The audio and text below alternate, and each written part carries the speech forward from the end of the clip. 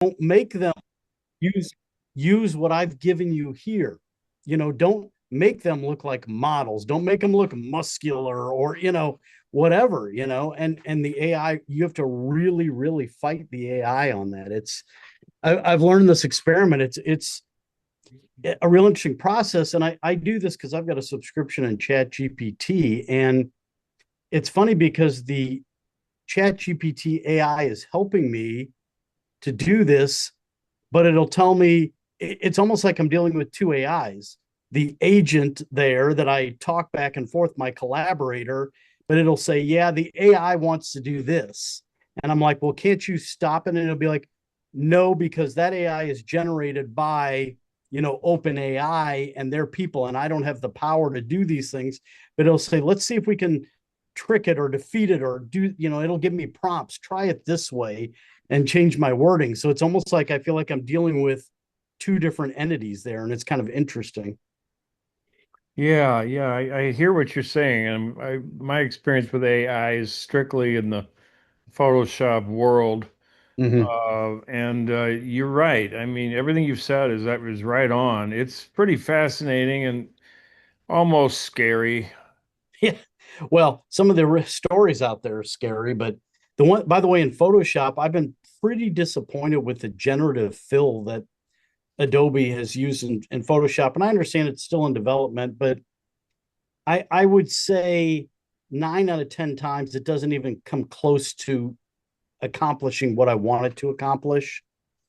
So it's some of the results are pretty startlingly bad. Yeah, it can be just totally off base, and Yeah, occasionally you'll be like, "Wow, that's pretty incredible." So yeah. I guess you just got to take the good. I did notice that they started rolling, what is it, first of the month or so, you lose whatever credits you have left and you start over. Oh yeah, Is that I the way didn't. yours works? Well, with my creative, like for instance, with Firefly, I just was looking it up earlier because when I was doing this, because to generate a video out of a image, it takes 400 credits in Firefly. And so That's a with my lot. Creative Cloud account, I looked it up because I had no clue what I had. I have 4,000 credits a month to use. So that's only 10 Yeah. generation. Yeah, you'd have to pay for extra, but I'm Right. like, my Creative Cloud account is expensive enough every year, and I get the education discount. So Yeah, I mean, if I was to get it, it'd be something like 50 or $60 a month. I yeah, don't need all that. I just have the $10 version actually. But yeah, and I my credits are, I think I get 100, and they're simple credits. They're not complicated like you're talking. yeah. Regular image generation is a lot less credits, though.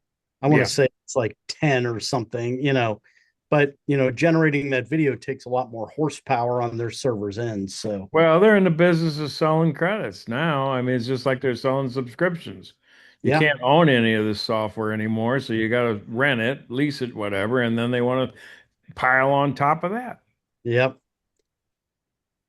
Hey, Lyman, you look like you're walking off into like the sunset or out into the sky somewhere. It's kind of funny. He does, doesn't he? It's like he's going off into the sky. Is that just a The natural? irony, Is he doing something to create that, or is that just natural part of this whole Zoom thing? the irony is that that's the side of the room where my bathroom is. And so we have the indignity of Zoom filming me heading to the bathroom. Well, we I'm trying to appreciate it. black myself out and, you know, stop the titillating comments, but I have no idea. I think it's the camera on the monitor. It just picks up Yeah. me and is always going for what it considers the best image. So that It's image is not got yours. a That was lot, it's got a lot of work to do. No, I am not on the desert right now, nor the beach, actually. Real quick, I just wanted to say thanks to John because he was right about my LG monitor that I thought, was having problems with screen brightness and sound and so forth. And I did find that wheel on the bottom of that the bottom of that monitor to you told me about last time. So that was worth the price of admission right there. So was yours shaped like a little joystick like mine is? Yeah. Yeah, okay. I haven't done a whole lot with it, but I did find it. And I think part of the reason is I bought that thing as a return over at the computer place, and got a real good deal on it. But I don't think I got a manual with it, so uh, I didn't know. But I'm thankful you knew about that. Do they even make manuals anymore? Probably not. You might get a little card and has a QR code and you gotta, pull it up on your phone or something. But I Yeah, mean, good point. I got mine when I was just beginning to stay home and work from home. At well, the pandemic had been going on for a while, and so I needed a monitor that I could use with the Mac and with this Windows box that I have to use. And I wanted something with much better resolution than the 1080p monitor I had. So I found this one, and I kept. It was funny. The price changed. I've been looking at it for quite a while. I couldn't decide if it was what I wanted. So, and the price kept changing. And finally, I snapped, lunged in and got it on one day when the price went down. And when it came, now this would have been 2021. It had at least a minimal manual. Because see, now one thing, see this monitor, and Francis, I'm not sure if yours does this. This has an input for HDMI, USB-C, which it'll also power. It actually powers a laptop, and DisplayPort. So you had to, there was a manual that told you how to connect those things and how to use them for this and what to use for that. And I think that there was at least a minimal manual basically saying, okay, if you want to adjust brightness and whatnot, there's this little joystick thing down here at the bottom of the screen. It didn't give me a whole lot of details as to how to use it. It said, there it is. If you want to adjust brightness or whatever, do it with, go play with it and have fun. So there was a manual, but I mean, it was no more than a couple of pieces of paper. No, you used to get a, 20-page book with one of these things. as a I do society, I don't know how we survive not having YouTube to look up how to do everything.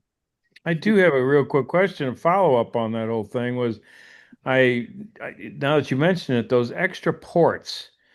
I'm using the HDMI as the main connection between the monitor and the computer. Are those ports live like it would be a hub?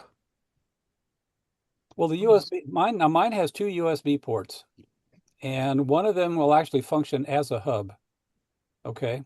After that, now the USB-C can be used for power as well as for data. Now the other ones, it just depends on what video out connections you've got on the computer. Now I've got a MacBook, an M4 MacBook Air, and all it has, of course, is two USB-C ports. Now I could use one of actually I've got an adapter thing. Um, I could use an HDMI or a DisplayPort connector. They would have to go to the adapter. I do have an adapter with an HDMI out port. Okay, so and that would allow me to use the two USB-C ports that are on the back of this monitor for power or data. Um, Connect speakers from it. I think even connect something like a backup hard drive. So in That's what I fact, was interested in is yeah. putting a So drive into those, but I couldn't see them mount, so I could never make them work. Now oh, I okay. might be doing something wrong along those lines. That might be worth a visit to LG's website to look up the model number you've got and see if it's possible to do that. I'm not Okay. sure. I've never tried to mount a drive, to connect a drive to mine and mount it, just because I just have got I except for right now. Right now I'm using both of the ports, one to power the computer and the other one, for the Logitech digital camera, the video camera. If I had one of those ports free, that's what I would connect my hard drive to, just so I Give wouldn't it have a to use. try. Yeah, I'll give it a try again because I remember it's like, why aren't these ports, why can't I see these little drives show up? They might not be. They might not have the voltage, or they might not have if they're, I guess it really depends on which generation of USB-C it is. It might be that if it's only like, say, USB 2, you wouldn't want to connect it to it. Okay. I mean, Okay. MacBook Neo, for example, has got two ports, and it will tell you if you connect an external drive or something to the USB 2 port, it'll say, don't do that, it won't work. You have to, Okay. it has a USB 3 port. It doesn't have Thunderbolt, but it's got a USB-C 3. And then you use the USB 2 to power the MacBook Neo. So you got to have at least USB 3 in order to power your drive. And if it's only a USB 2 USB-C port on that monitor, it ain't going to fly. Okay. I don't know. I don't know what Yeah, good to USB-C know. it's got. Thank you. Okay. Okay, it's what, 7:06. So are there any questions for the group? Got here. Did anybody buy any computers on the tax-free weekend?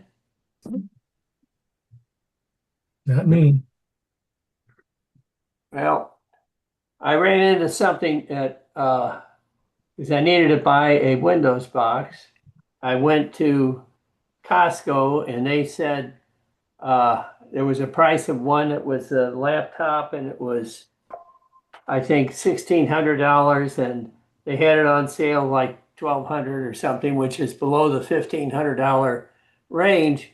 And they wouldn't give me the tax-free thing because they said, well, the original price was over $1,500, so we can't give that to you. And I said, okay, you can keep your computer. And I went down to Micro's Center. In the Micro Center, they had a computer almost same price, but they were selling it for half price. And they gave it to me at the half price and gave me tax free. So it sounds like it's it depends on the store. But I was just flabbergasted that Costco would not sell anything. If the regular sale price was above $1,500, they wouldn't sell it to you without the sales tax being tacked on. So, Yeah, you see a lot of exceptions to that stuff. oh yeah, but I And mean, whether it's legal or not.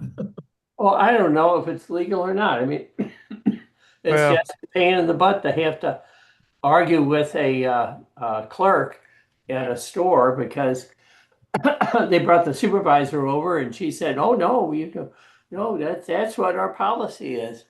I said, "Okay, you can keep it. I'm leaving." they're not really in the computer business like Micro Center, though. You're Oh, much Micro better off. Center, Micro Center on Saturday was an absolute zoo. Yeah. There were so many people in there buying everything, everything. I went there in that sales tax holiday several years ago. And let's put it this way. I made a new set of friends, some guy and his daughter or his son or something or other. By the time I got to the front of the line, I was on a first name basis with them. We were there for so long. Oh yeah, yeah. But they were. I didn't see any special sales, uh, especially on the Mac side. I mean, you can get it maybe $100 off here and there, but uh, I was tempted to go to Mac HQ and see what their prices were, because they not only do the leasing thing, but they also sell them, and they also sell refurbished used Macs, and that comes in handy if you want to get a quick buy. I mean, I sold my old iMac to them. They bought it, and I got $500 for it, so I was pretty happy with that. Well, the other advantage with them is that they're in the city, and the city forgives city tax as well as city sales tax as well as state sales tax. A lot of the stores in the county will only forgive the state sales tax, but they will keep the Richmond Heights or whatever. Yeah. I think no, actually, Micro Center is in Brentwood, so I think you're paying Brentwood city tax, but not the Missouri state sales tax. I didn't pay a penny in either tax. Oh, really? Okay, well then that's changed because it used to be that only the city forgave the local tax as well as the state. So if some of the other municipalities have started doing it, good. Oh yeah. Oh yeah. So I hate that the Apple stores are located in municipalities with higher tax rates. Oh yeah. Oh yeah, Well, yeah. the Galleria's in Richmond Heights, and they're not as bad as De Pere. The West County Apple Store is in De Pere, and I boy, thought it Yeah. was town and they're country. high. Okay. Yeah, either way though, they have a pretty high tax rate there. Okay, are there any other questions for the group? One last comment on that. It's been my experience with Micro Center that if a lot of times I've seen this happen a couple different times where you talk to the right guy over there, sometimes they've got models sitting on the shelf that they have discounted that they don't advertise. And if you go over there and ask them about it, they might just have something that's near what you wanted at an incredible price that I did actually help a friend buy one that way, and they just happened to have it in stock and they wanted to move it. So it wasn't advertised as such.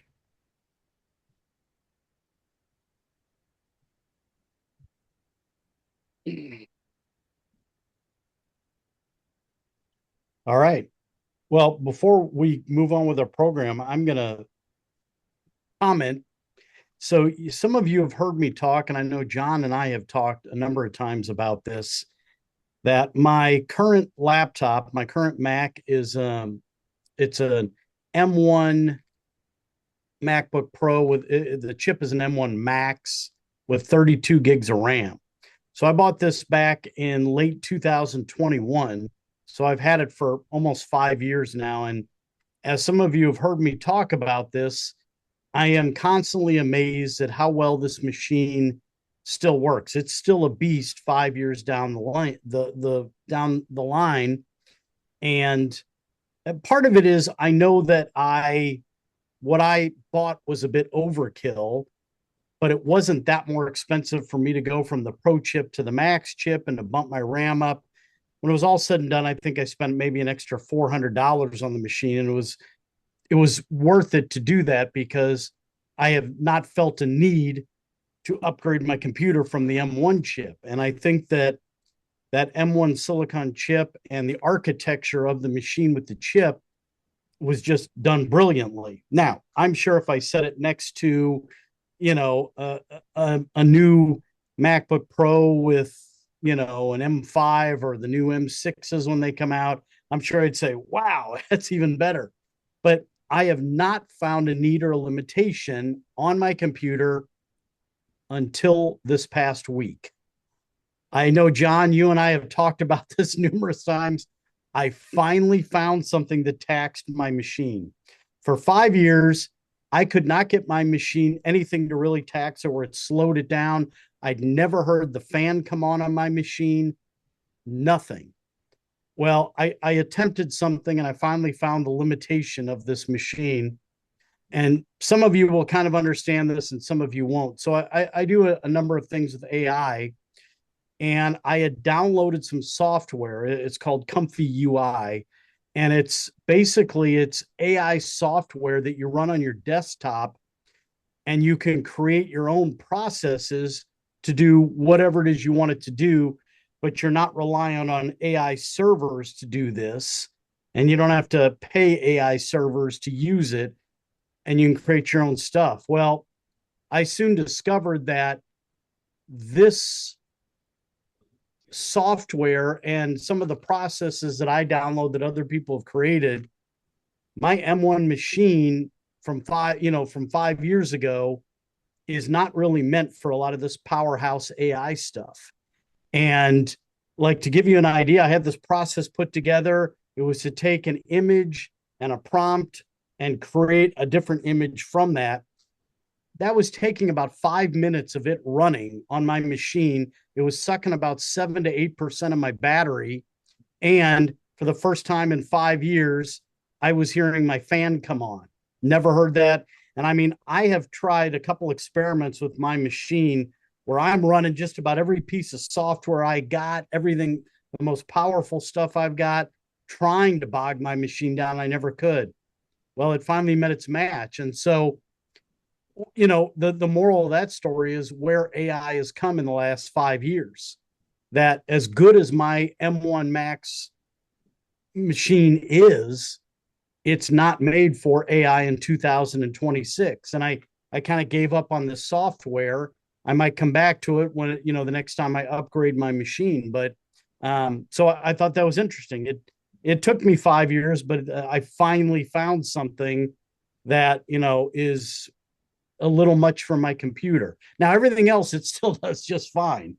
I mean, I can be running a number of powerful programs. It's just the AI processing is the only thing I found. So I thought that was interesting. I thought I'd report that back to you guys. What program was that you It's ran? called Comfy UI. Basically, it's a How do you best way spell it? Comfy COMFY and then UI.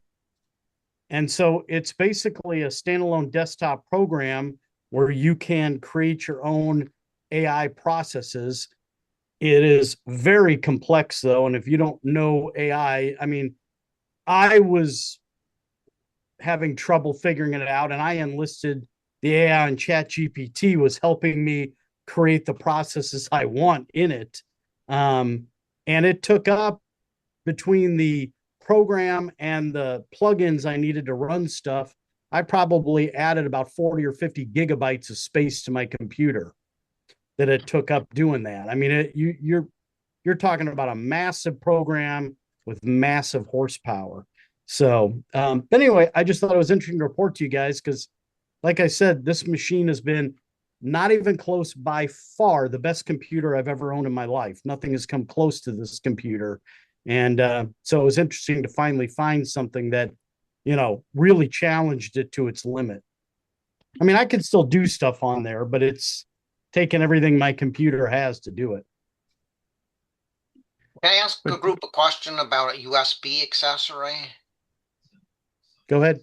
I have a GPS tracker device, and I got two different laptops in the household that both have a Sequoia 15.7.4 on it, and both of them were set for when to allow accessory to connect option to prompt the user for the first time a device is connected.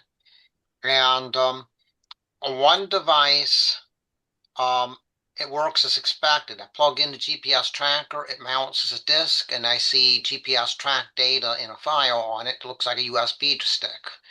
The other computer, I plug it in, and it just doesn't do anything. Like the computer don't even recognize that there's a USB device present. Do you have any ideas on how to diagnose that? Are the two computers both the same platform? One of them is a MacBook Pro and one is a MacBook Air, but they're both recent vintage M series Apple Silicon chips. And both have I don't, Sequoia. my only guess would be that one of them, there's some limitation, but I don't know what that would be or why it would be. Do we know the speed of the USB-C ports on both computers? The device is not anything that requires any particular high speed. It creates small files for GPS tracks. And you connecting connecting the device with the same cable to both computers? Yeah, it is USB-C cable, the same cable used for both computers.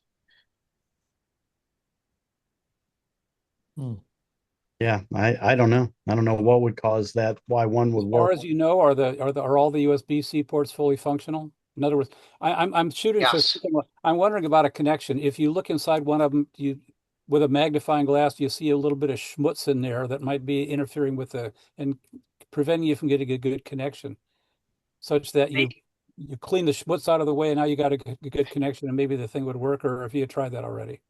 The other devices, I believe, work in the ports involved with no issue. I'm wondering if the ports you're plugging into on the MacBook Pro versus the MacBook Air, and this John was alluding to this, that they're actually different ports, even though they both look the same. That would be where I would investigate. I thought both computers were new enough that the port supported Thunderbolt. Does it well, require a Thunderbolt connection? From what you were telling me, it doesn't sound like it would. The device itself, I don't think would require Thunderbolt. It's don't transfer massive amounts of data or anything like that. It's a TPS tracker. Okay, so my guess is if those are relatively recent machines, my guess is that all the ports are at least USB 3. And if this device doesn't require that much bandwidth, I should think it would work. So unless there is some unknown factor that unknown need for bandwidth that none of us say, I'm not familiar with what this device is, so I don't know what its bandwidth requirements are. But assuming that the bandwidth requirements are as low as what you're saying, then I'm for one, I'm stumped. I don't know why it would work, why it would not work the same on both computers. I don't know. They're both actually M4 series. Oh, well, there you go. So M4 MacBook Pro works, M4 MacBook Air is not working.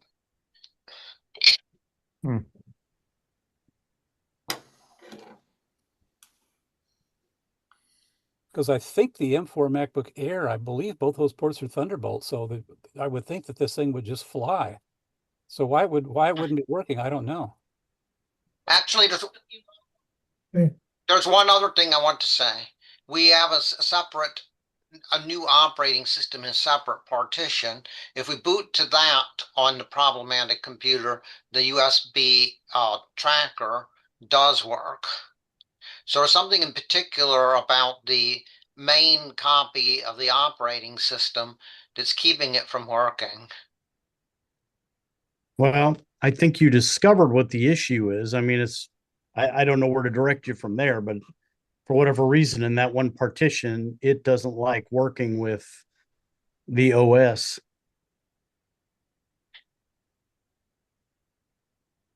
Could you try using a different user? That's something that I still need to do. A different user in that same system. It might be permissions or something like that. It could be messed up. Permissions or drivers or something or other that are present in the one partition but not in the other one. Trying to nail down what those could be is pretty darn difficult. So I'm not sure where to go next. Okay, thank you. Okay. And you ready to go? Yeah, I can proceed. All right. Let me pull this up.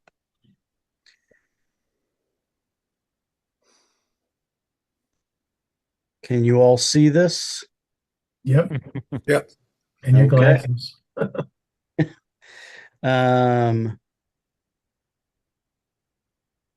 All right. So welcome to my goodies for August. We were talking about AI, and for those of you who weren't here when we began, we were having some chats about some of the stuff I've been doing in AI. And so some of my first things here deal with AI and a little bit more of the scary side of AI. So this is for John, who I know does not trust AI yet, or may never. I don't know. Make it never. Yeah. So the first thing that came out, this was a story about a week or two ago. Claude chats exposed in Google searches. So for those of you who don't know, Claude is one of the AI agents. It's Anthropic's AI model. And all AI models have a share chat feature that allows you to generate a link if you want to share a chat. And I've done that where I've had an interesting thing and then I want to share that chat with somebody. You can do this. Well, and I'll kind of read through this here, but many people assume those links are private unless somebody has actually received the URL, and they're kind of advertised. You would think they're that way, but they evidently weren't for Claude. And so this started on Reddit. Users discovered that Google had indexed hundreds of shared Claude conversations when people were creating a shared conversation. And you could actually do a Google search and you could find all kinds of private chats on there. And they had all kinds of private data, people, as you can see, resumes, legal discussions, cryptocurrency, wallet information, addresses, and all kinds of sensitive data that was, in these chats. And so this created quite a stir that you could actually, excuse me, find this stuff in chats online, through just Googling them. And so this wasn't supposed to happen. But from what I've read, there was no hacking involved. It just, I don't know how, we don't know exactly yet how this got exposed, but this came on the heels of another OpenAI test bot that got loose, which I'll talk about in a minute. And so it created quite the stir that, people were sharing private data and stuff, and now people were accessing it through Google searches. So my big takeaway from that is, nothing is totally foolproof and protecting you, but there's a couple things I'd recommend you do. And the first thing is all of these AI models, there is a setting, if you have an account on one of these and you go into, the setting under your name, there is a thing you want to turn off, and it can be named differently in different chats, but it's called Improve AI Model. And so this is a setting and allows the AI to basically use your chats to train its AI model. It takes millions of these chats, and they're training the AI models how to respond to these things. And so your information from your chat is being shared and used by the AI unless you turn this off. So I have a paid account with ChatGPT, as I've mentioned. And so I went into, I clicked on my name and my account, and under data controls, you can see where it says improve the model for everyone. And I turn that to off. So it's not supposed to be using my chats to then improve stuff. In Claude, you can find that if you go into your account under privacy, and in there, you can find help improve our AI models, the one at the bottom there, and you want to click off on that. So I would tell you that if you're using AI, and especially if you've got an account, I would turn those off. So hopefully that is going to help protect your data to keep it more private. The other big thing that I would tell you is, don't share your private data on chats online. I mean, it seems obvious, but people do it. So how is Apple different than Claude? Well, when some of this stuff is coming out, Apple highlighted this incident, of its privacy first AI design. And so I thought I'd share that with you. And Apple has what they call a three-tier AI model. So tier one, that's the AI that runs directly on your whatever device you're using. Tier two, if more computing power is needed than what you can just do right there, then those requests go to Apple's private cloud compute. And so that's designed that user data isn't stored and can be, they're not keeping any of your data there. It's just used for whatever is needed at the moment. And then tier three, only certain requests are sent to partner models. So that's who Apple is sending over to OpenAI or whatever. And they supposedly have additional privacy protections. But, things to remember that privacy isn't just about hackers. It's also understanding what happens when you click share. You're voluntarily putting things out there. So, before you share any AI conversations, make sure you take out sensitive data, names, addresses, passwords, financial information, personal data. Just know that if anything you're sharing online, I mean, as much as people tout privacy, and I do believe Apple is one of the better companies at this, you're still running the risk. I mean, let's put it this way. If you open a computer that's connected to the internet, or you pick up a smartphone and you put yourself online, you're running a risk just by doing that. But the more you put out there, the more you're running a risk of something happening to it. And you just have to assume that anything you share publicly online, even if you think, well, this is totally private, it's encrypted, nobody can ever get this. Anything you share, it could somehow be accessed at some point. I would just assume that. I mean, I even wonder about like, my investment stuff that I do online. I know these investment companies take, all this stuff pretty seriously, but um, I just have to assume that at some point it could be hacked in some way or shared. So I don't assume for a second that, my stuff is always going to be private. And if you're going online and I know there are people like, oh, well, I won't do this online. I only do certain things. I don't care. As soon as you go online, you've opened up your whole world um, to, potential, privacy issues. Um, so there was another really scary AI story out there. And my headline here says OpenAI didn't notice that its AI agents were using a message board to plan their hacking spree. And I don't know if any of you guys heard about this. This conversation came out at the recent Black Hat Security Conference, and it was revealed that OpenAI, and that's ChatGPT, by the way, they were doing some testing with these AI agents, and it's supposed to be in a controlled environment when they test this stuff. And what they didn't realize was that their AI agents were creating their own message board to work around their human, you know, owners, if you will. And by the way, I've got a link at the bottom of the slide. There's a whole Wired article on this if you'd like to read it. But basically, I'll just kind of run through these bullet points. So OpenAI tested their AI agents. They gave them a cybersecurity challenge.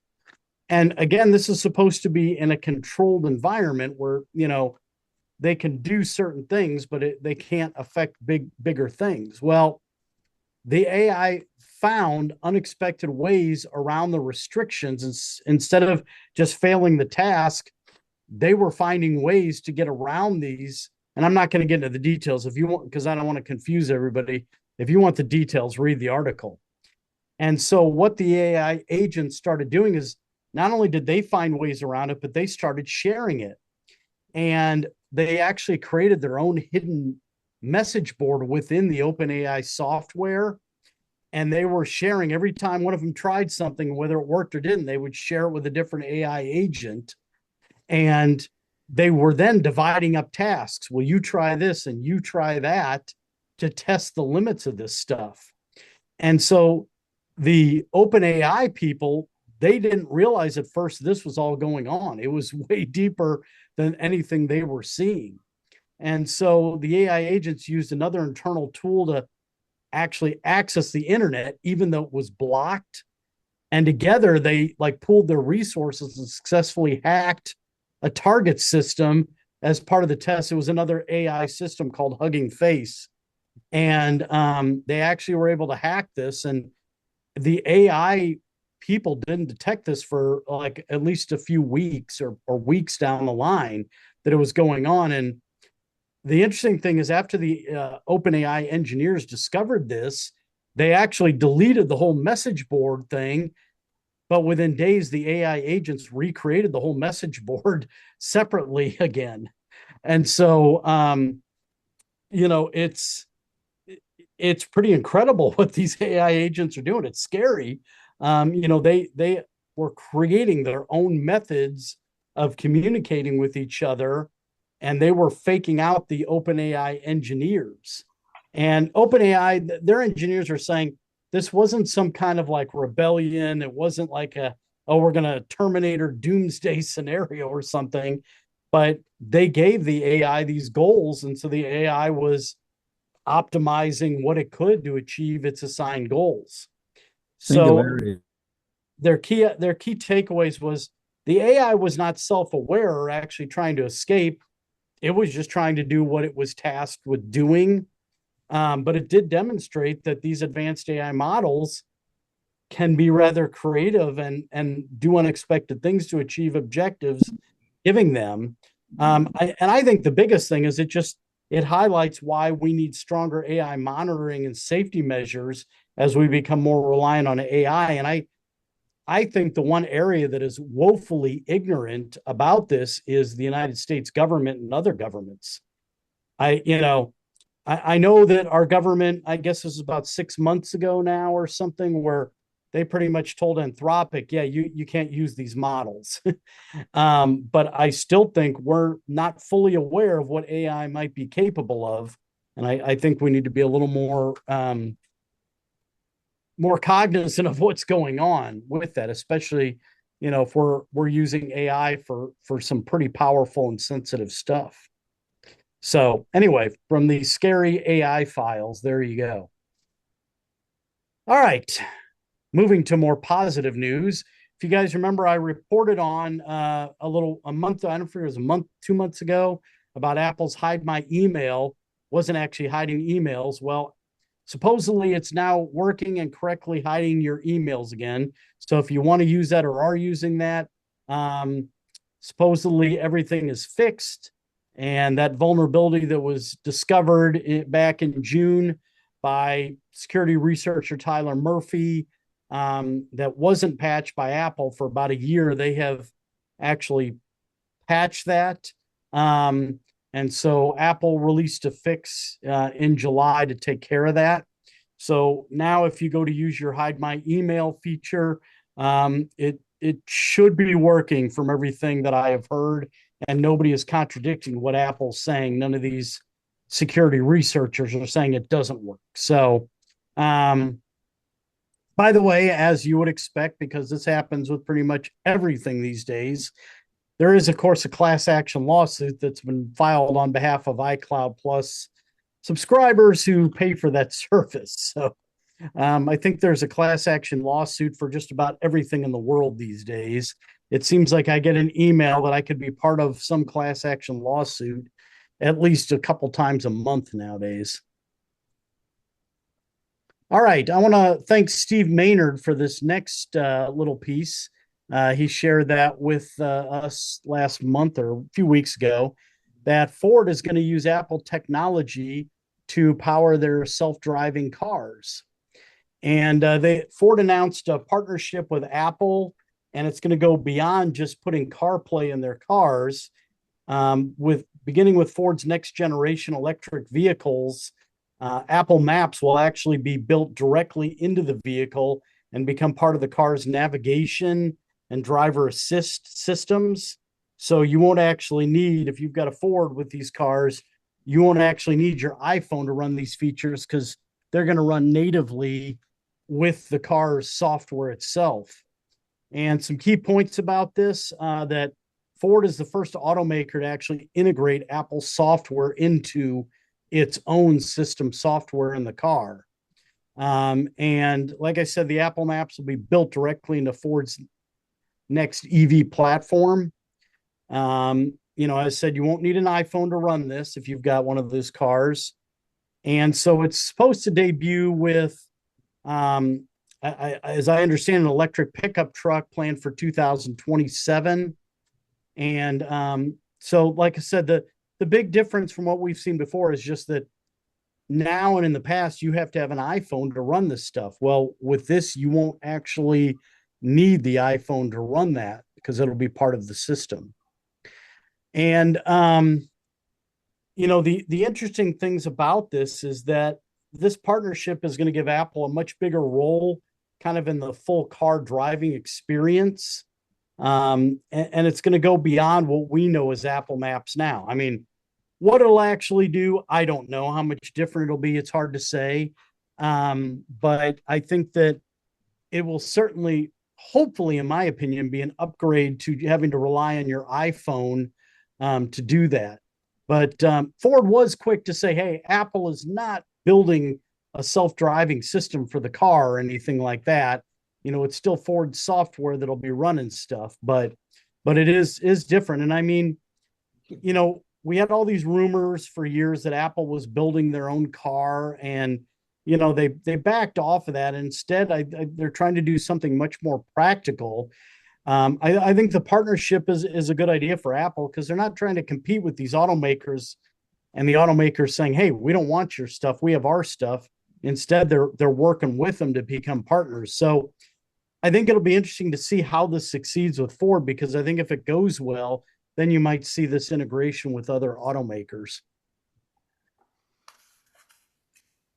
Quick All comment, right. if I might. Yeah. Okay. I just finished the section of this wonderful book. I've talked about this before, Apple, the First 50 Years. I just finished the section on Project Titan, which was going to be Apple's car. And the main takeaway, one of the main takeaways I got from that, which is relevant to what you're saying, is that Apple's engineers, when they were on that project, did a lot of wonderful research. They filed a boatload of patents. They came with all kinds of other technology that they have applied to other portions of their own products. And in the process, of course, they were working with several auto manufacturers. So I think they've improved their skills in working with auto manufacturers. And I think this is prime evidence of that. The other very, Yeah. the other very quick comment I would make, and it's not really a comment, it's more like a question, is Ford going to charge a fee or a subscription fee for this service? I Don't don't, know. That's a it's, good question, though. yeah, it's gotten to the point. I mean, I've got a 2026 Toyota RAV4, and Toyota would be very happy to accept my subscription fees for all kinds of wonderful services. Now, so far, if I want to use Apple Maps, I just plug the iPhone in, and I've got Apple CarPlay that runs off the phone, doesn't require anything from Toyota. I don't know how Ford plans this out. It wouldn't surprise me if this is something that they charge a subscription fee for, but maybe they won't. I would just say anybody considering buying one of those cars, ask that question. Yeah. Well, obviously they're talking about 27, so we're still a year away here from that, but it'll be interesting to see how that works.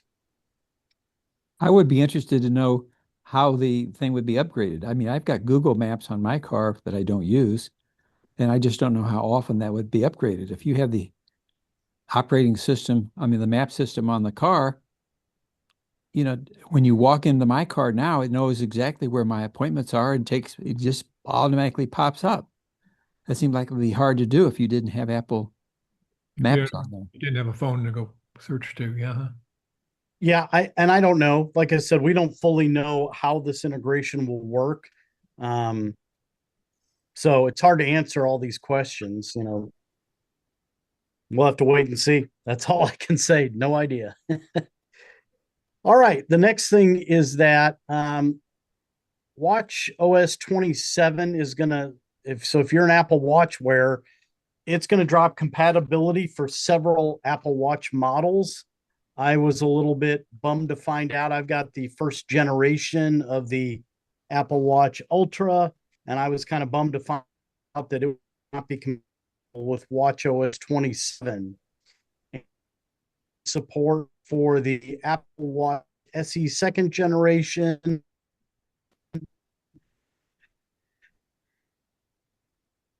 the Series 6. So if you've got any of those models of watches, and then you might want to think about upgrading your watch. I think, and I'm trying to remember, but I think my Ultra watch, I think I've had for 4 years now, maybe. So still works great, still holds a pretty good charge, but depending on what Watch OS 27 brings me, I might consider this year upgrading to a newer Ultra model. I'm also I'll be curious to see in Watch OS 27 which health features actually show up on the watch that I can't use because of my chip in the Ultra now. So I might be looking at upgrading that. So, like I said, if you're an Apple Watch wearer, you may want to look into that. And again, I think a lot of the problem with the older models, whether it's watch, phone, computer, whatever it is, a lot of it is just the newer chips that are capable of running AI can't run in the older devices. So a lot more stuff is being reliant on AI. All right. Big news that came out was Apple's new leasing program. And I don't know how many of you have paid close attention to this, but I've got a video here that I thought I would include in my goodies that is going to explain this. Have a lot of you guys heard about this program? No. Yes. Some of you. Okay. All right. Well, I'm going to go ahead and show this video. So I think it'll be pretty informative to what this new program is. Apple has a new leasing option for iPhone, Apple Watch, iPad, and Mac. Here's how Apple Upgrade works. Is it a good deal? And a few big catches. Is Apple going to disable your devices? Let's get into it. Real quick, if you want to keep up to date with all the latest Apple news and reviews, hit that subscribe button. I feel like this has been a long time coming.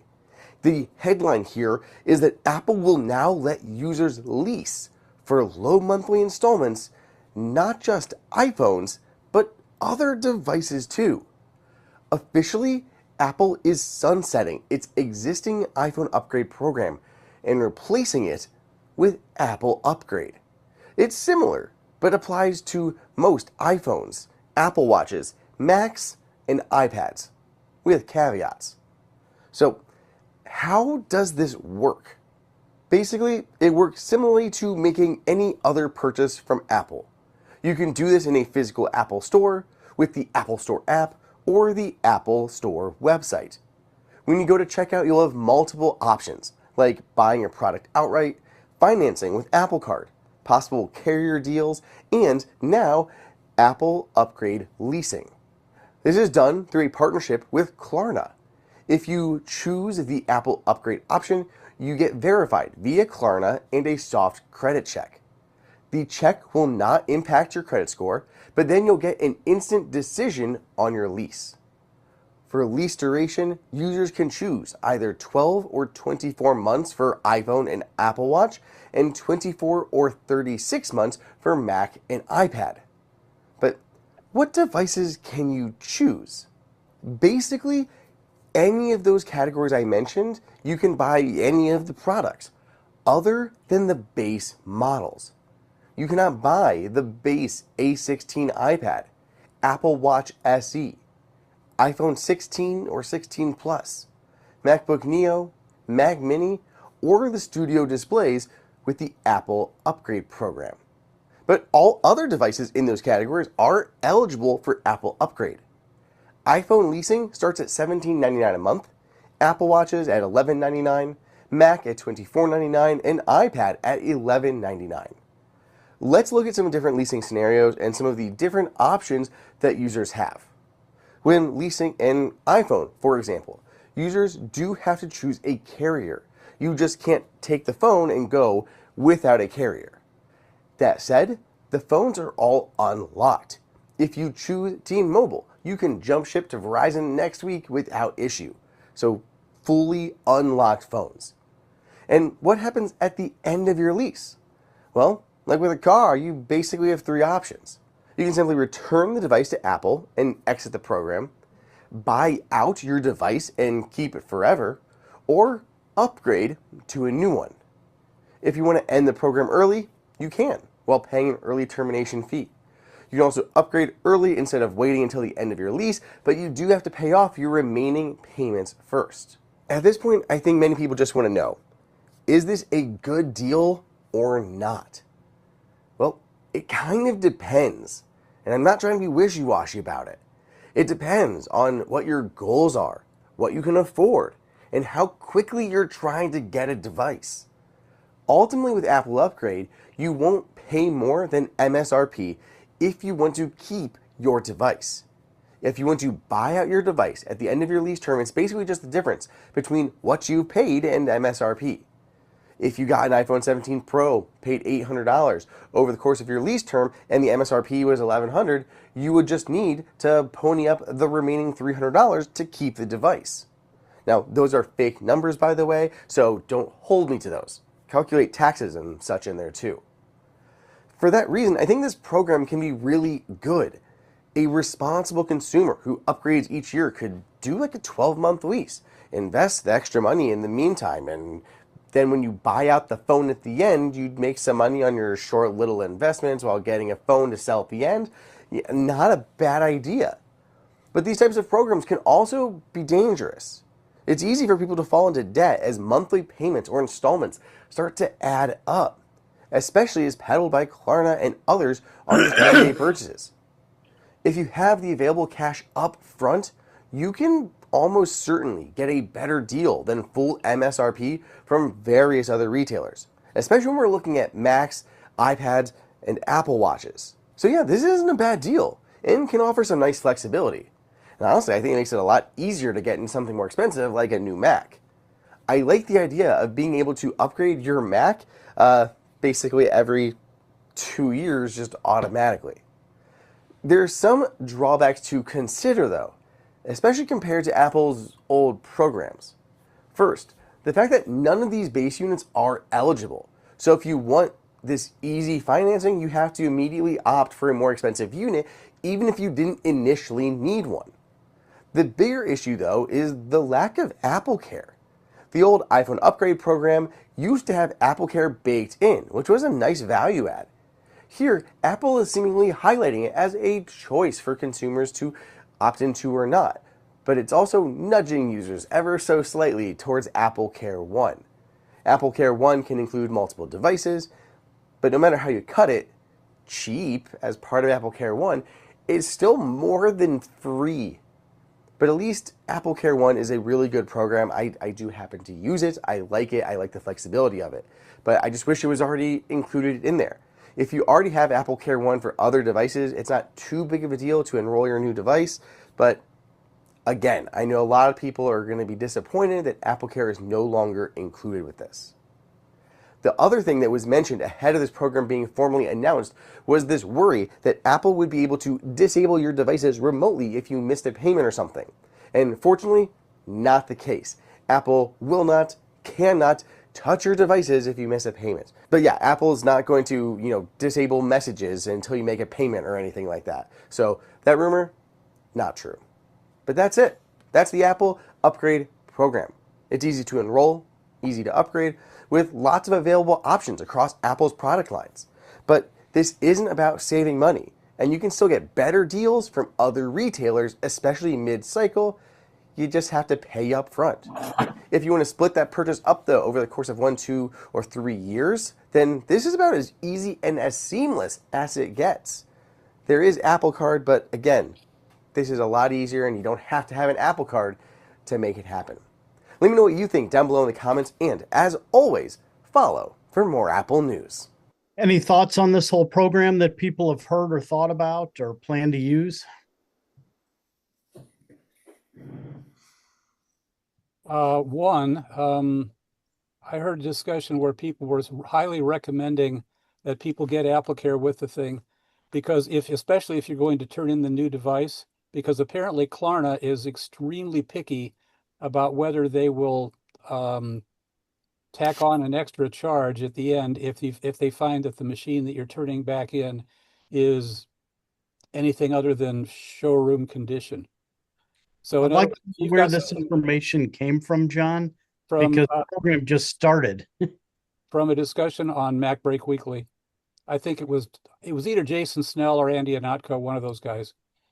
Well, that's just speculation, though, right? Yeah, it was a recommendation. They said Klarna is rather picky about the condition of the materials that you would be of the machines that you would be turning back in, and so you might want to invest in AppleCare in case the price that you would get for the machine when you turn it back in case they would reduce that price because they thought that you had a scratch in a case or something. Yeah, I haven't decided if this would ever be a good idea to do or not. I mean, with some of the stuff I'm doing with my MacBook Pro that's pretty heavy duty, if I were doing this professionally or something, I could see maybe doing that where I could upgrade my MacBook Pro every couple of years or something like that. But other than that, I'm not quite sure I could see myself using this program. So it'll be interesting to see how successful it is if a lot of people take advantage of it. I imagine most people are going to take advantage of it simply so they don't have to pay the full cost of whatever the device is up front, and they can spread that out over time. All right. Any other thoughts or questions about that before I move on? Now, he didn't say in so many words that it's interest-free, but my understanding is that it is. That's a good question. I don't know. I do know there's taxes involved, but I haven't heard anything about it, interest. It's basically a purchase. It's a purchase where you stretch out the payment so that, sales tax would be included. But I think I'm pretty sure if I understand the program correctly, there's no interest charges, again, as long as you keep up with the payments. Now, that You last know, payment at the end is a balloon payment. It's going to be more than what your monthly payments had been. Yeah. okay. And I thought the interesting thing was, that whole conversation that he brought up about people talking about, oh, if you missed a payment, they were going to, turn your device off or whatever. And so I'm curious, like, what are the penalties if miss payments or something? Uh, I bought my phone and my watch almost 2 years ago this month, and they approached me. Apple sent me a thing about this program. I really glad you brought this up. I haven't explored it. I think 2 years is awfully quick to, ditch your equipment. I don't think you get the full value if you unless you just got a lot of money. But I what I did at the time, and I wonder, does anybody know if this is still available? I used my Apple Card. They gave me 24 months to pay for the phone, and on each payment, I get 3% back as well. Is any of that still in place? My understanding is yes. Yeah, I think it is. I think to answer your question, I could see, like I said before, I know people who are like creative professionals, and they like their MacBook Pros, they upgrade every year or two to try to keep up with, the more powerful machines that come out. And so, like I said, I could see if you're somebody like that doing that, this might be worth doing.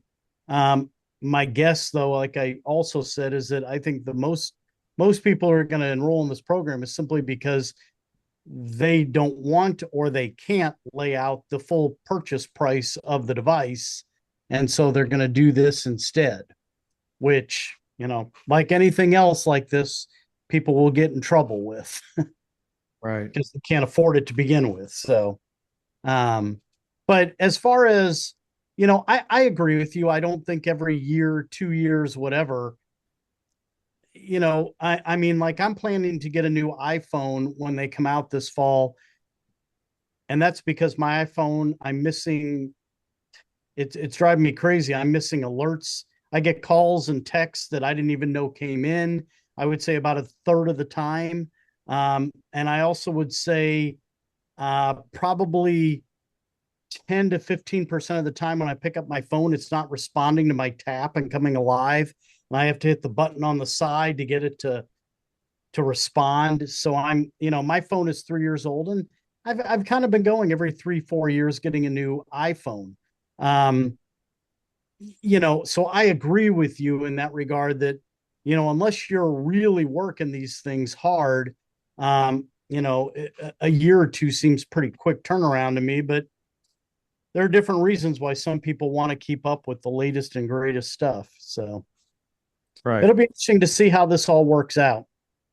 If anybody does take advantage of this program, I'd be curious to hear some feedback on it. Apple has All a right, moving on. There's an interesting little site I wanted to share with you guys called indieappsales.com.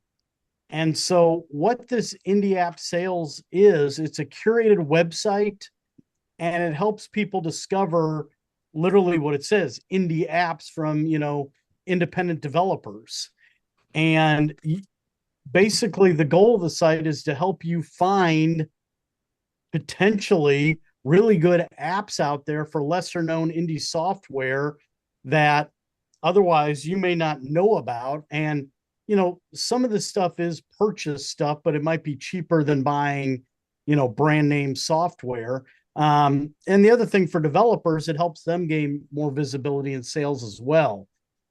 So I think it's interesting, and you really have to kind of do some searching on there to find what's there. But there are some very interesting things. I've started to look at this occasionally whenever I'm thinking about software or just perusing. Never know what you might come across that is kind of interesting and might cost you a lot less than paying for large, well-known developers. Um, so, but a couple things to keep in mind about this site is that this website itself isn't selling apps to you. it's just curating this stuff. And so it just lists deals, and it'll link you to the developer of the apps. So, and all the customer support comes directly from the developer, not the website itself. There are also some of the promotions I've discovered on here.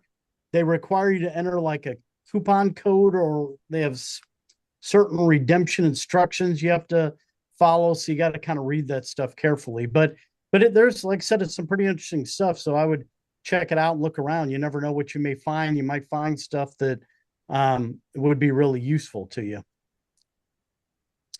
All right, I wanted to highlight something this month. I know we occasionally talk about, and this came up, I think, a month ago, maybe, Mac OS cleaning software. And I thought about this because Macworld recently did a comparison of the best Mac OS cleaning software, designed to keep your Mac running smoothly and in top condition. And so they tested and compared them.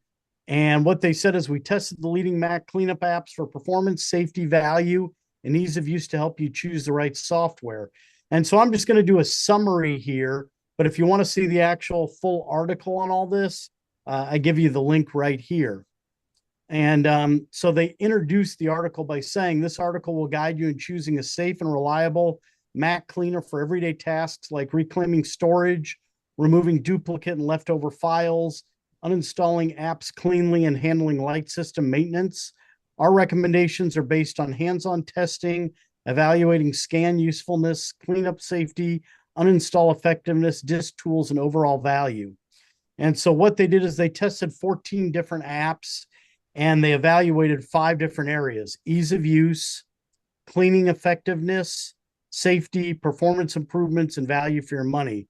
And so I'm going to share with you what they had to say about this.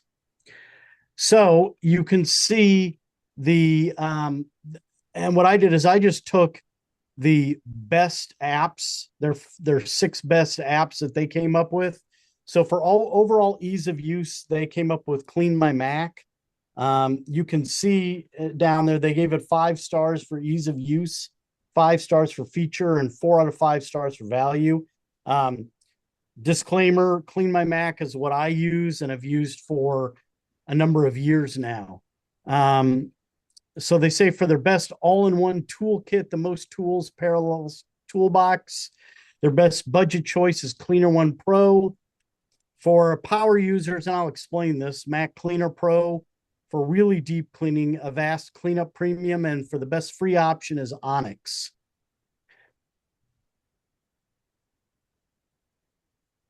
All right, so what makes a good cleaner for your Mac? Macworld recommends looking at these features, or making sure it has these: junk and cache cleanup, so it can find that stuff that is just sitting there that you can get rid of. Browser and privacy cleanup to make sure there's nothing spying on you. RAM and performance monitoring, duplicate file detection, storage analysis, complete app uninstallation, and startup item management. The question is, do you really need a cleaning software to use? Maybe. I mean, remember that your Mac OS system already has some of this stuff. Okay. You can use your disk utility. It can manage your storage and trash cleanup already. There are some of these things that it does. I like it because I set it to run. I actually run Clean My Mac once a week. I just have an alert, comes on every Monday morning. I run it, make sure everything's, optimized and running well, and there's nothing fishy going on my computer. So do they duplicate some of the functions that are in Mac OS? Yes. But I would say this: most people don't fully understand how their system works. So it's kind of nice to run something and let it do its thing for you. All right, so I'll kind of just briefly go through each one. So the first one, Clean My Mac, it was ranked as the best overall software. Its strengths: it's an excellent all-around maintenance suite. It's got a really nice looking interface. It's very user-friendly. It'll remove junk files, caches, logs, and mail attachments. It'll find duplicate files and large unused files. It also has a malware scan and performance optimization tools. And they say it's best for Mac users who want one application that just does everything you really need it to do. The big drawbacks, it's one of the more expensive options. And, again, it does duplicate a few things that are in Mac OS, but it's the easiest and most polished Mac cleaner available. I just re-looked it up right now. The cost is $9.95 per month or $39.95 per year, or you can pay $119.95 one-time fee, and then you don't have to pay anything else after that. The next one, Parallels Toolbox. They said this is the best all-in-one utility, and its strengths, it has more than 50 productivity tools. So Parallels Toolbox is not just a cleaner. It also comes loaded with all kinds of other productivity tools. It has disk cleanup included. It'll also, one of the productivity tools is a screen recording option. It has image conversion stuff, archive management, window management. You can download videos and audio using it. So it's best for users who are looking for both productivity and Mac maintenance. Big drawback is the cleaning tools aren't as comprehensive as just a dedicated cleaner, because it's kind of trying to do all this stuff. It's excellent value because it combines a lot of different utilities and things in one package. And I checked all these prices when I put this together. It's $24.99 a year. The third one is Cleaner One Pro. This is their best budget choice. And its strengths are it's affordable. I mean, you can see in the bottom there, it's $19.99 per year, so it's fairly cheap. It'll give you storage visualization, so you can actually see how everything's stored. Good duplicate finder, startup optimization, and junk file cleanup. It's best for the budget conscious user and someone who wants just an easy cleanup tool. The drawback has fewer advanced features than some of the premium tools. And so the Macworld says it's a strong balance between price and functionality. Okay, Mac Cleaner Pro. This one is best for power users.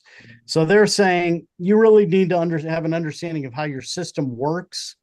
The strengths, it's got a very detailed storage analysis of how and where everything's being stored. It has advanced uninstall tools that can really dig deeper to find anything that's like linked to programs. It does duplicate file finding, memory optimization, and disk space visualization. It's best for the experienced users who want greater control over their system cleanup, but it's more complex and a much more steeper learning curve. So this is one I would only recommend if you really have an understanding already of how your Mac system works internally. It's $19.99 a year or a one-time fee of $74.95. And then next we have the Avast Cleanup Premium. And this one is the best for the deep cleaning. The strengths are it's a really thorough with junk removal. It really does a good job of finding hidden leftover files that just totally populate our computers and take up space. It'll also clean browser data, performance optimization, and automatic maintenance. And they say it's best for users with older Macs or systems that haven't been cleaned for a long time because it does go deeper. Drawbacks, there's subscription pricing and some overlap with free utilities. They say it performs very thorough cleaning with minimal user effort. And so it's $44.99 a year, but that's a first year promotional price. And that raises to $65.99 per year after that first year. And then finally, the last one is Onyx. And Onyx has been around for quite a long time. I used to use this. It's their best free utility, so it costs nothing. Strengths, well, it's completely free. And like I said, it's been around a long time, and a lot of Mac users really like Onyx. It's got deep maintenance capabilities, system verifications, cache rebuilding, and some hidden Mac OS settings. They say it's best for advanced users who are comfortable with system maintenance. And the drawbacks are the interface feels a little bit more technical and it's easy to misuse if you don't fully understand the options. So you got to have some knowledge of the system to be able to really use this well. So there you go. Those are 6 recommendations from Macworld if you're in the market for one of them. Again, as I said, you know, use. I'm going to go back to this real quick. I use Clean My Mac. Yeah, it's a little more expensive, but I've got that for our computers in the household, and I run them once a week, and it does a pretty good job for me. So anyway, Glenn, do you yeah, run those? Do you run that on all the Macs in your house? yeah. I have an alert set for Monday mornings, and I just run them, and my computer, my MacBook Pro takes much longer than like my wife and son share a MacBook Air that's pretty new, so they don't have as much stuff on there. It runs through their thing in a few minutes. Mine sometimes can take like 10 minutes to run or something because I've got a lot more data to go through. Did you choose to buy the product or rent it year by year? I've been doing the yearly thing, but I've been thinking about just buying it since I eventually I'll spend way more money doing it by year. So Also, add a question. If you ran across in that report a product by the name of Intego One, do you remember if that was in there? I don't remember if they mentioned that in there. I've heard of it before, but I'm not too familiar with it. I would just urge you to, and I've got here's the link to this Macworld article. If you would just take a screenshot there, you can Right. get the link and you can look into it. Glenn, Okay. Yeah. the fee, is that per device or per household or what? Well, this fee here, like on the Clean My Mac, this is for they have different prices for one computer versus like a family plan kind of thing. So you want to look at these if you're interested in one, look and see what their pricing differences are. I had enough data on here. I didn't want to put all that stuff. Glenn, I would probably be thinking about buying it. I like to own the software if possible, but what worries me, let's just say it's a 3-year break even deal if you figured if you were going to buy it versus Right. leasing for multiple computers. But then I guess you have to hope they're going to be around in 3 years. Well, I guess typically if it's a more well-known program, you would think they will be, but nothing is ever certain, is it? No. So, Are you we know, going to be around in 3 to 5 years? yeah, yeah. There's a good, we don't know. Tomorrows are never guaranteed, right? All right, I'm going to keep moving here then. There is an interesting product I thought I'd share with you. It's the Project Mirage Dune Macro Pad. And so this is a little 3-button programmable macro pad that plugs into your Mac's USB-C port. And unlike a traditional macro keypad that has fixed shortcuts, Dune is context aware. Its buttons automatically change functions depending on the application you're using. So, like as I say here, for example, the same 3 buttons can control Zoom during a meeting, and then they switch to 3 different functions when you're in Safari or you're in Photoshop. So again, it's a 3-button USB-C that just plugs in. It changes with the different programs. Its cost is $149. You can see here I've got a link to both it and a review. And I thought I had, I was trying to put a little video to show you in action, but I could not. This video, for some reason, I can download any video in the world, and this is the only one I could not download to show you guys. So I would just say if it's of interest to you to have those extra controls, go to projectmirage.ai and check it out, and you can see some videos of it in action there.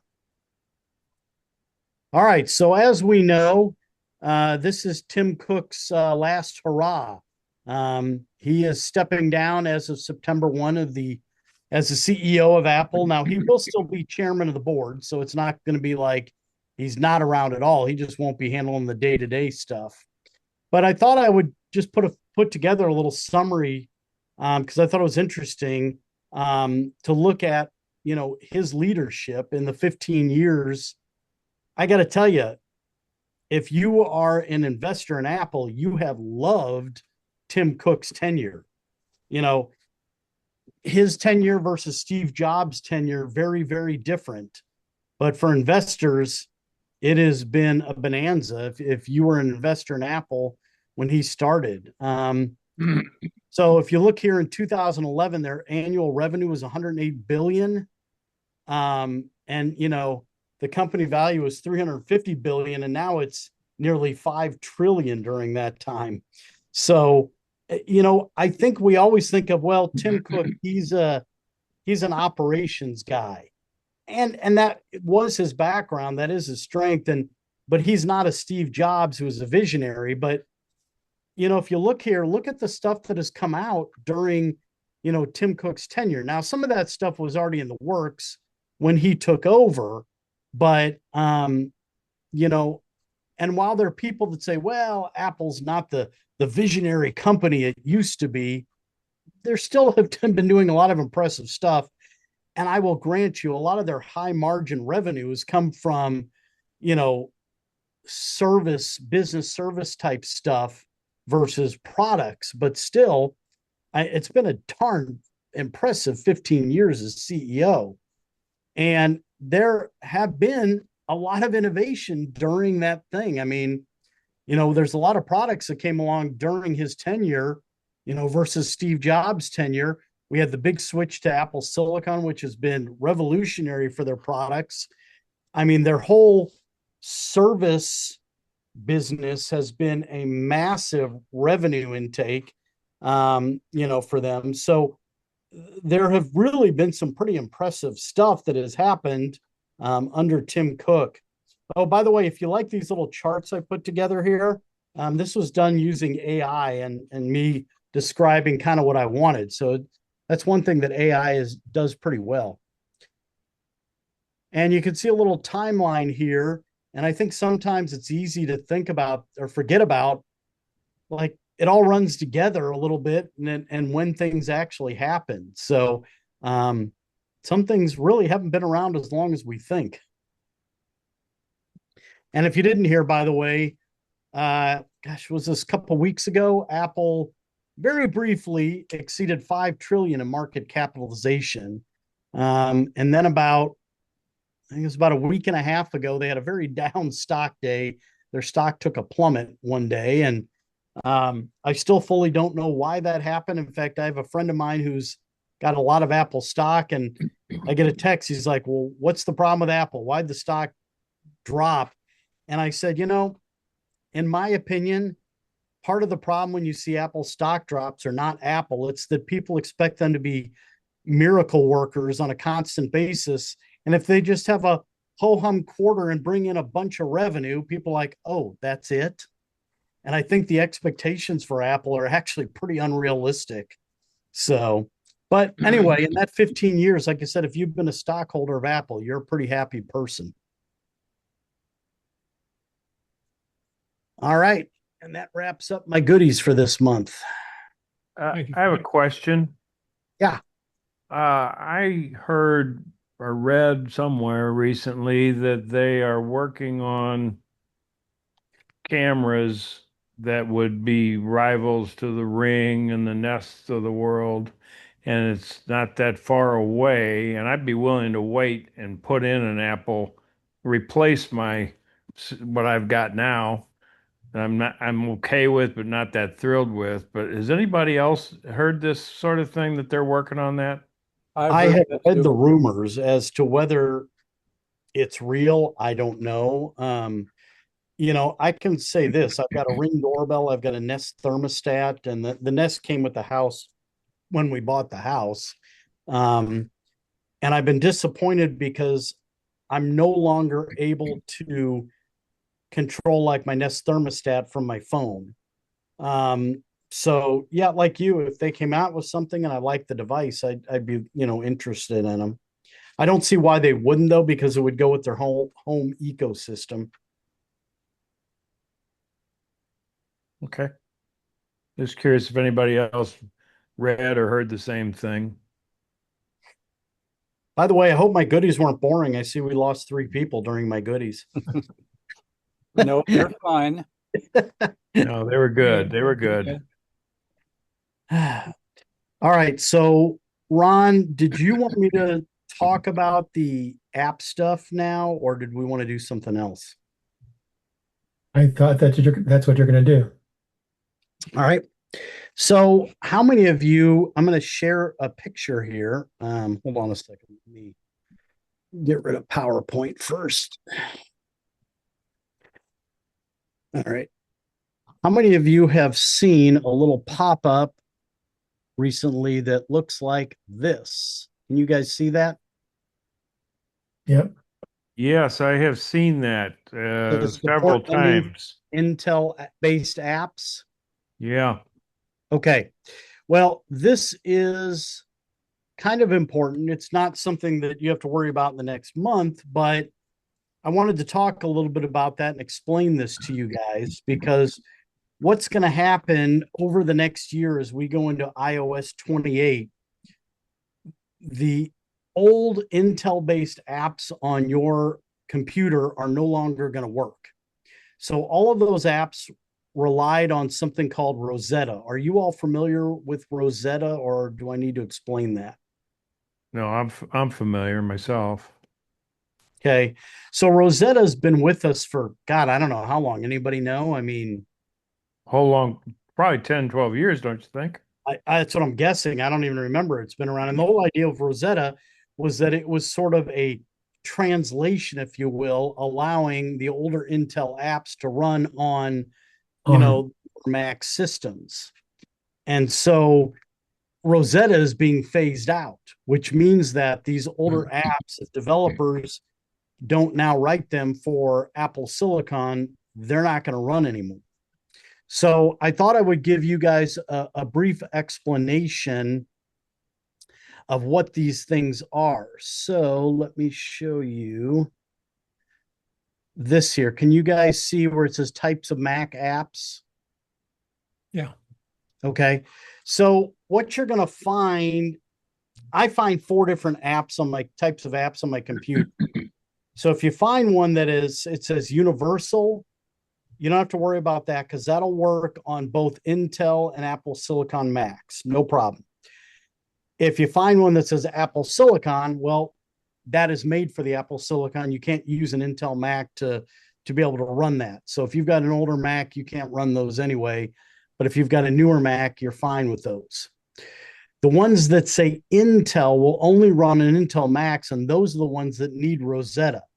And so with Rosetta going away, if you're relying on those Intel apps, you're not going to be able to use them any longer unless the developer updates them and writes those for Apple Silicon. The other 4th type of app that I found on my computer that are really old are these 32-bit apps that says 32-bit, and those already don't run. So I was going to go through and start cleaning up some of this stuff because I realized, man, I've got some stuff on my Mac that is really old.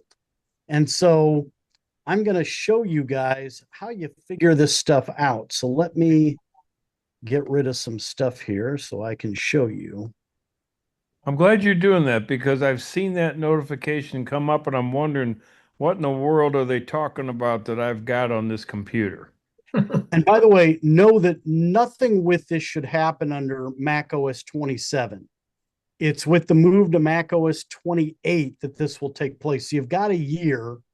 And I know that I've already sent emails to developers saying, hey, do you plan to update this? And one developer I found, I didn't know there was even an update to go from the old Intel one to a new Universal app. And I was able to solve that already. So if you're finding some crucial older Intel apps that you're saying, man, I can't live without this, I need this, you might send a message to the developer and ask them about that because there either may be an update out there already or they may be planning, or if not, you need to plan. What are you going to do to find to use instead of that? So let me share with you how you do this, and I will show you.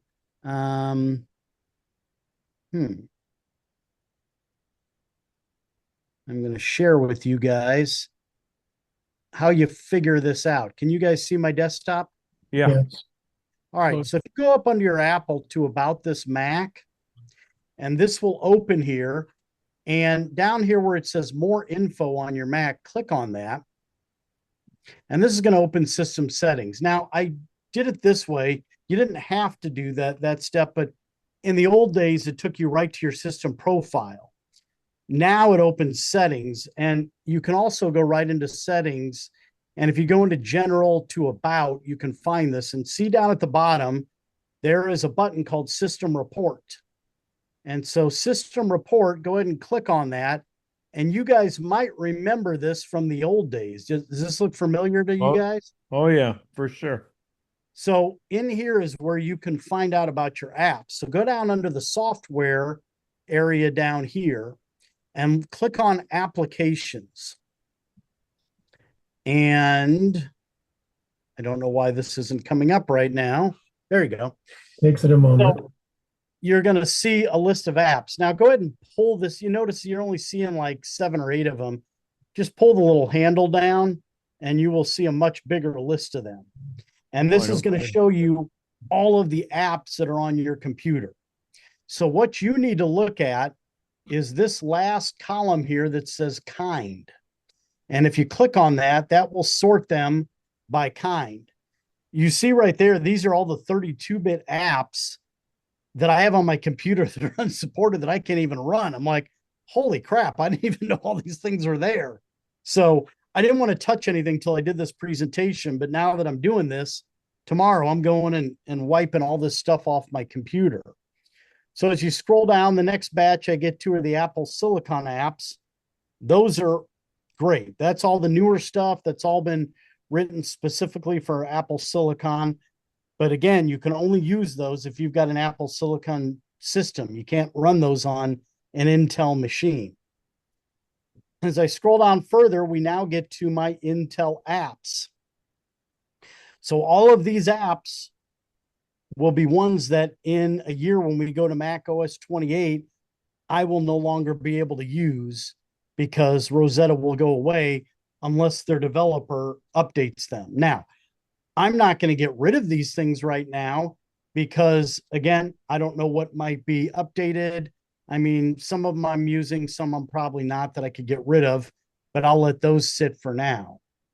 And then as you scroll further down, I can see other apps. I don't exactly know what all of those are. Some of them go with bigger packages. Like I see some Microsoft things. I don't know what those are. I'm not really too worried right now. Some of them are actually, you will see it's obtained from Apple. So I'm not sure what that is. And then I've got this whole list of universal apps. And those apps will continue to run. They can run on either Intel or Apple Silicon. So that's how you can, and you can see I've got a ton of those. I've got a lot of apps, by the way. Oh, no kidding. So you're saying those two categories, the Intel and then the first one that you came up yeah, were potential problem. What was that first one? Oh, unsupported. Yeah. 32-bit unsupported. Those already don't work. I can't open these. They haven't worked in, I mean, look at the dates. Like the first one was from 2012, the next one from 2010. You know, these are very old apps, a lot of these. I haven't been able to use these in probably since I got this machine in 21 or before that. So these, I'm just going to go dump all of these off my computer and uninstall all these. So if you have any that say 32-bit unsupported, those are going to be really old apps. You're Looks not like running those already. Look like some of them were like printer support documents or something from old printers. Oh, yeah. Some of them are PDF things and printer stuff. And yeah, it's stuff that I haven't used in years that I can get rid of. And how exactly will you get rid of those? I'll use Clean My Mac to uninstall them because Clean My Mac will go through and find all kinds of different files associated with them and make sure they all get uninstalled. How Okay. come it didn't take care of it already? What's that? How come it didn't take care of it before? You've been using Clean My Mac every so many days. Well, because Clean My Mac isn't going to uninstall stuff unless I tell it to. It doesn't just go through and Doesn't flag you or tell you willy it's, uninstall things. I brought in to clean my, after your last one, I put in clean my Mac and it gave me a 7-day period. And so I let it do its thing and then I got rid of it. That was a free one. Well, Just to I do don't want it. clean it up, you know? I could do more with Clean My Mac to clean stuff out, but I don't want it to do it. So I have not, I don't have it doing that. So I'll use that. Like I said, I'm not going to do anything with the Intel apps, but ones that I am heavily reliant on, I will be looking to see, are they updated? I'll be sending emails to their developers asking, if they have an update or what their plans are for updating that stuff. So it's the 32-bit, can't use those already, get rid of them. And then the Intel apps, you're going to need to, make sure that, like I said, that's the one in a year that will go away. So again, a lot of these other ones, I don't know really what that stuff is, but my guess is when I look at the dates on some of them are kind of old. So I'll get rid of probably the older stuff because I'm sure I'm not using it anymore. So anyway, that's all in that system profiler. So you guys have any other questions about that? You No, need but to do secure, you need What's to that? do secure, after you erase it, you need to make it do a secure drop so you can get it off your, secure erase after you put it in trash. No, not if I'm using Clean My Mac because it'll take care of it. Okay, that'll do it through there. Okay. Yeah, I mean, you can manually go through.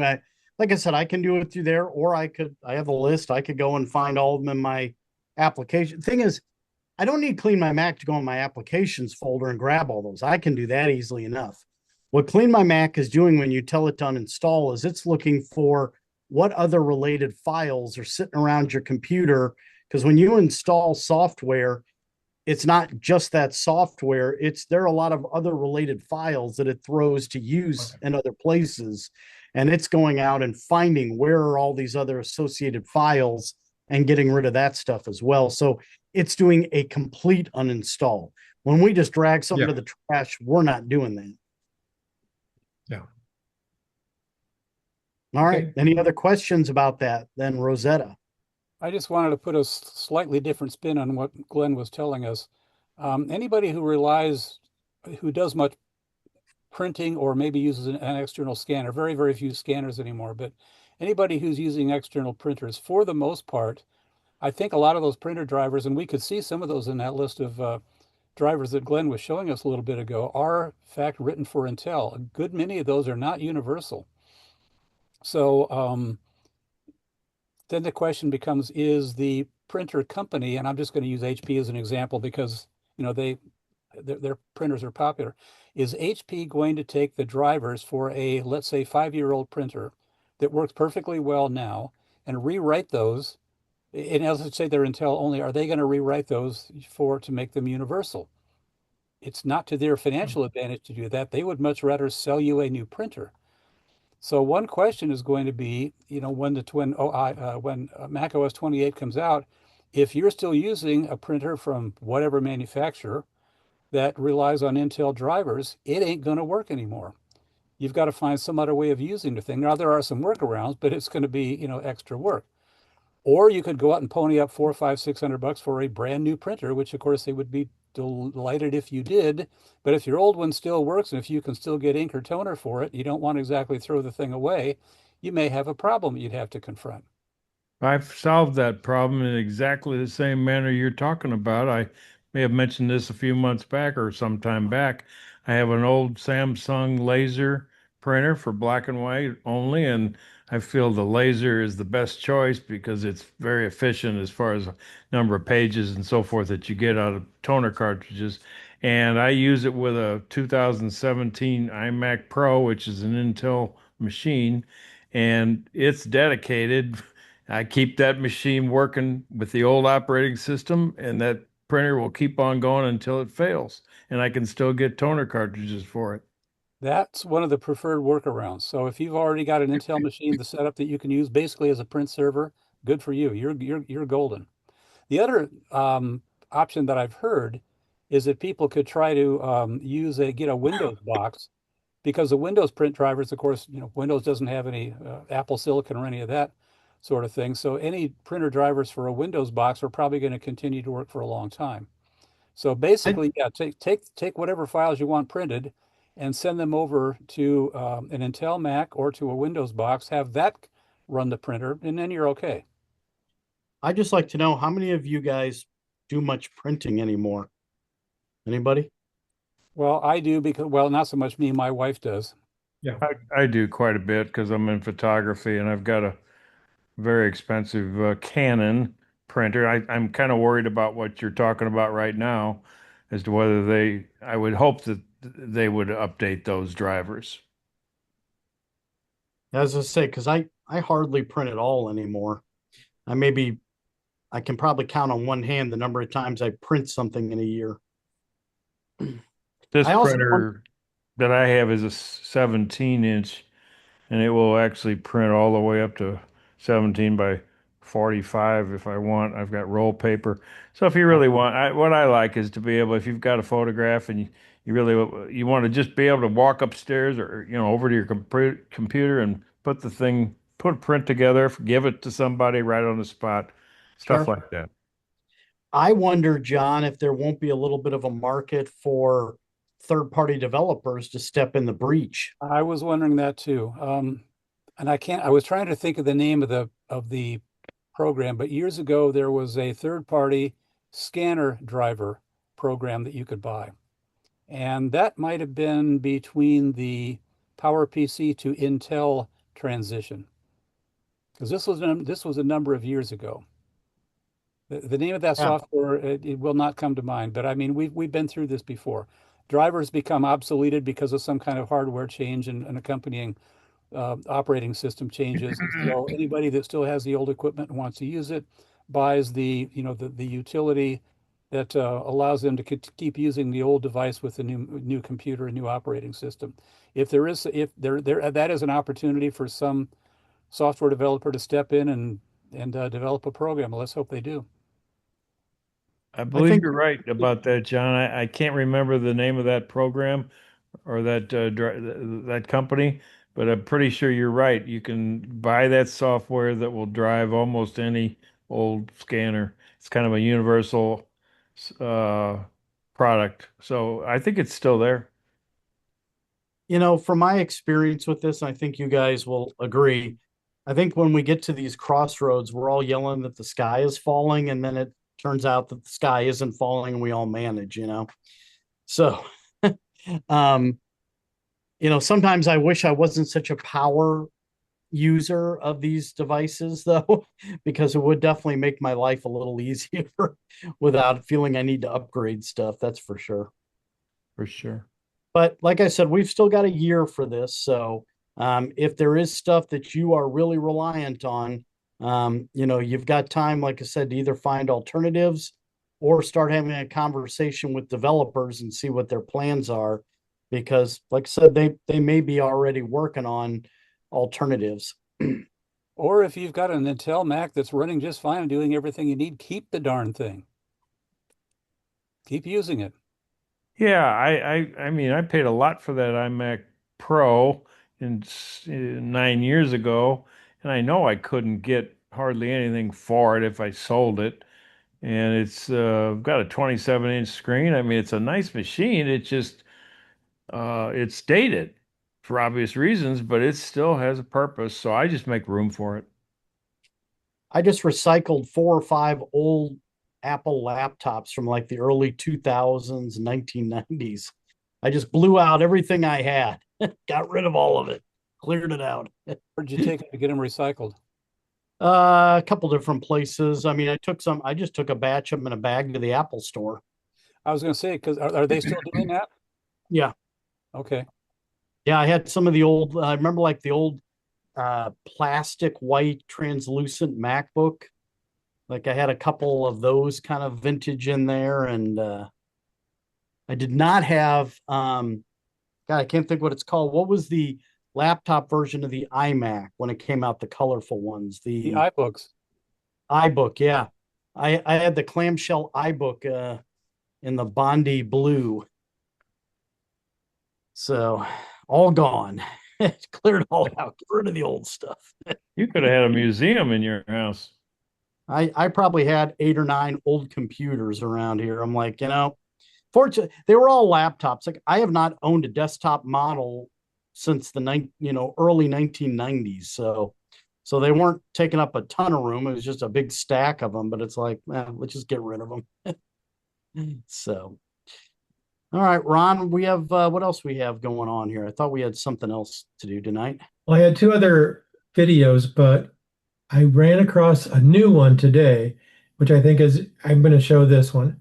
It's going to, this guy talks about all the new stuff that comes out next month. So Great. I think it's pretty useful. So give me a second here to do a share. Sounds good. Always like seeing how I can spend my money. Exactly. And what my wife always, whenever I'm watching the keynote, don't buy anything. That's the same thing she says every year. Okay, do you see this guy? Yeah. Okay. Here we go. This is super obvious to people that sort of live outside the tech world, but most people actually don't upgrade their iPhone every year. In fact, there's a growing number of people that are keeping their iPhones for at least 3 years before they upgrade.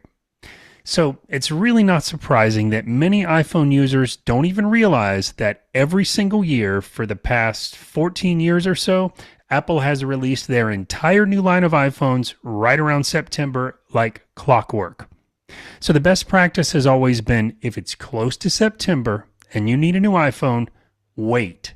Because even if you don't care about the latest device, the price on the current generation iPhones will drop as soon as the newer ones are announced. But this year, that's 2026 at the time of this recording, things are looking very different. Apple is expected to hold off on releasing many of the new iPhones this year. There are also some other really notable changes that are expected. On the iPhone Pro models that are coming, there's a new kind of camera that no iPhone has ever had before, and there's a new premium MacBook that is significantly different than any model we've ever seen before. Oh, and alongside the new iPhone Pros that are coming next month, Apple is also launching their very first folding iPhone. So if you're considering upgrading your iPhone soon, or even your Mac, you're probably going to want to hear this. My name is Dan Fox, and I've been professionally helping people with technology for over 30 years.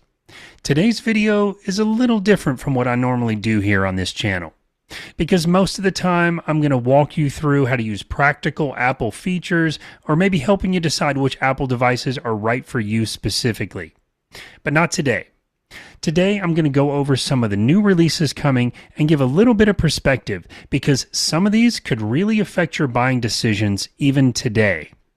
If you're not generally into product leaks and rumors, I totally get it. Many people know when they need a new iPhone, but otherwise they could care less about all this stuff. That's how my wife is. But for me personally, I've always enjoyed following these rumors for many years, going all the way back to the iPhone 4 and when it first launched and eventually freed me from a long line of BlackBerry phones. Remember those? Anyway, my advice is usually not to buy anything based on rumors. Nothing is official until Apple actually announces it.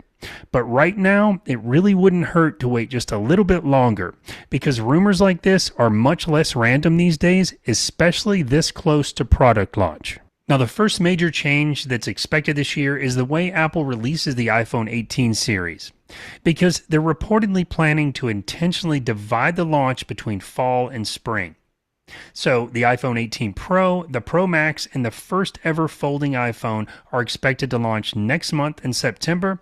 Then the regular iPhone 18, the iPhone 18e, and maybe even the iPhone Air 2 are expected to launch next year in March. That's 2027.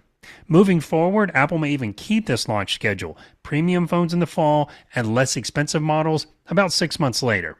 So for anyone currently waiting right now for the iPhone 18 or the iPhone 18e, this is important because you might be waiting a bit longer than you expected. But real quick here, if you like practical help with your Apple stuff without all the tech jargon, please consider subscribing. It really helps me out and I genuinely do appreciate it. Again, I usually don't go over rumors and stuff like this, but I'm pretty excited for the new stuff coming this year. Speaking of which, if you're like me and you're looking to get one of the new Pro models next month, the 18 Pro and Pro Max are not expected to get a complete redesign, so it's going to look pretty much like a 17 Pro, maybe in some new colors. There's a rumor of like a maroon red.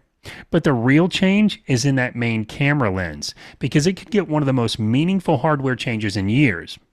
Apple's rumored to be adding something called variable aperture to the main camera, and this is a first for iPhones ever. Okay, stay with me here. I promise not to get into all the tech specs in that, but this basically just means the camera could adjust to different lighting and give you much more control over which parts of the picture stay in focus, which could give you a more natural background blur in some of your shots without relying on things like portrait mode, which sometimes is great, but let's be honest, sometimes it looks really fake. This new lens could potentially make iPhone shots look like they were taken on a professional camera. Now, we really don't know how noticeable this difference will be, but I am going to get an iPhone 18 Pro at launch, so it's one of the first things I'm going to test out. I'll make a video here on the channel to break all of it down and any other updates I notice to help you figure out if this might be a good fit for your needs. The other standout feature that's rumored is 5G service over satellite.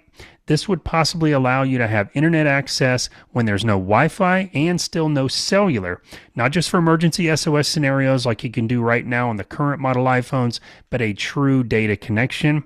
I'll test that out too. But having access to a data connection when you're traveling outside of a cellular or Wi-Fi coverage sounds pretty darn nice.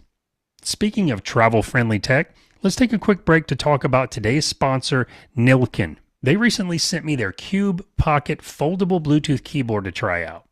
Now, I usually travel with my 11-inch iPad, especially when I want to travel light, and this keyboard folds down small enough to easily fit in my bag with my iPad. But when I open it up, you get a full-size keyboard with a numeric keypad, and my favorite part about it, it's also a built-in trackpad. The typing experience is great, and the trackpad works very much like a typical iPad trackpad, with smooth cursor control, scrolling, and the trackpad can even double as a calculator when you need it. This setup works really well with the Mac too, and it can connect to up to 3 devices for easy switching. It comes in a variety of colors, it feels like it's very well made, it's easy to pack, and it's a great option for travel. If you want to pick one of these up yourself, you can use a link that I've provided in the video description. Thanks again for Nilkin for sponsoring this portion of today's video.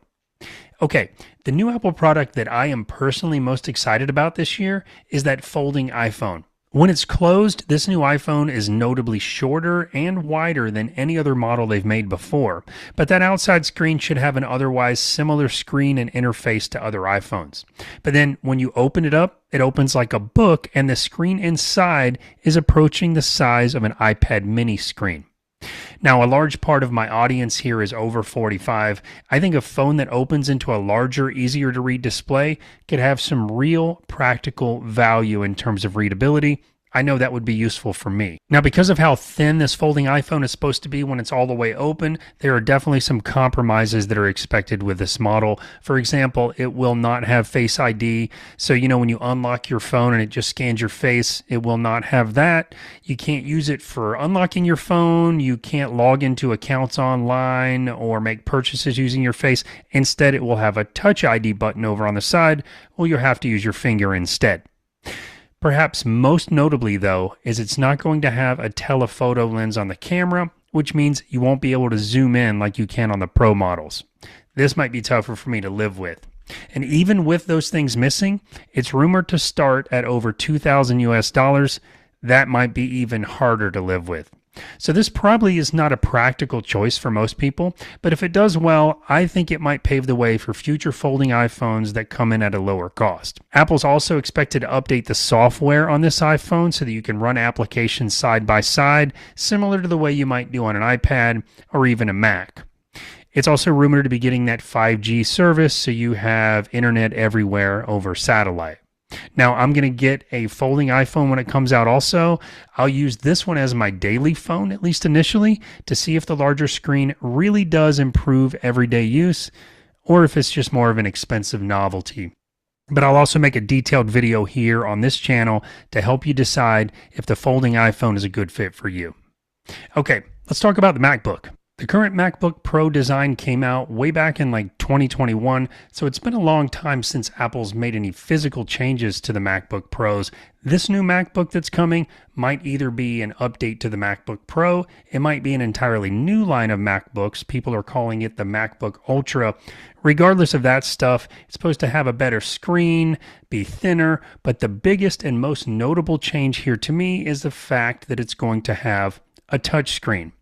Now, the touchscreen capabilities in a Mac would be one of the biggest changes ever since Mac came out, so it'll be interesting to see what Apple does with the interface to make it work well. Personally, I don't love touchscreen laptops, but again, maybe Apple will add some trick in the software that makes it really nice to use.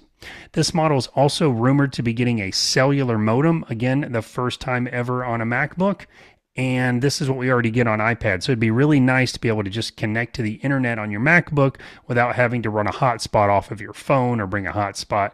To me, this would be really nice for travel. As far as release dates, the new MacBook is expected to come out later this year, with a few reports still saying maybe the first quarter of next year, that's 2027. But if you're considering a MacBook, especially if you're considering the Pro model, it might make sense to wait until this one comes out to make a decision. Following Apple's recent price hikes, which were rumored well before they happened, there have been no reports of Apple planning to do this again with Macs this year, so you're probably not risking much to wait if you can. There's also a few other quick things I want to touch on that are rumored to be coming besides the typical device updates, and these are related to Apple smart homes.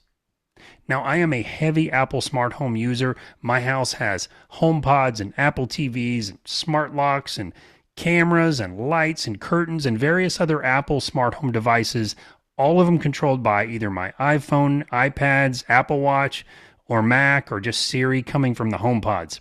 So this topic, the Apple smart home, it's something that I have already been mapping out for a few videos on the channel. Some of you have commented that you'd like to learn more about it. I'll make videos that are especially for those that are new to it and those that want to get started on a smart home with Apple without overcomplicating it. Believe it or not, there's some very practical use cases for so much of this stuff. Now, the Apple Home app already comes on almost all Apple devices, but Apple hasn't really made smart home devices up until now. It's all third-party companies. It looks like that may finally change because Apple's also preparing to launch a device that will act as a smart hub to control all your smart home devices. This will come in the form of a screen that can either attach to the wall or a screen that sits on a base that also acts as a speaker. Now, this one's interesting to me because it's rumored to be a central dashboard where you can control things like your smart home devices, view your cameras, and I'm really not sure how this is any better than a dedicated iPad, but I'm excited to learn more about it. Apple's also rumored to be making their own security cameras and a video doorbell that can recognize people and then work with compatible smart locks. And then there's a few other things that they're rumored to be updating this year, like the Apple TV, the HomePod Mini, and the iPad Mini. What makes this year unusual isn't really that Apple's updating all this stuff. They update stuff every year. The big difference is that at least a couple of these items appear to be significant changes and major redesigns, and that's not something Apple does very often. You can expect new videos from me on almost all these items, especially the phones and the MacBook, and I'll give you real feedback on how useful these truly are and who I think they might be best suited for. Also, I want to take a quick moment to thank new channel members here up on screen right now. You guys are the best. Thank you so much for helping to support my channel. I genuinely do appreciate it. For this new Apple stuff, let me know in the comments which of these rumored products you want to see me cover first, and also let me know if you're considering getting any of these devices. Thank you so much for watching, and I'll see you next time.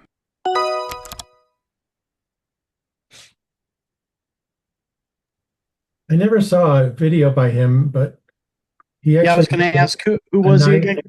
I haven't seen him before either. Fox is what he said. Yeah, Fox.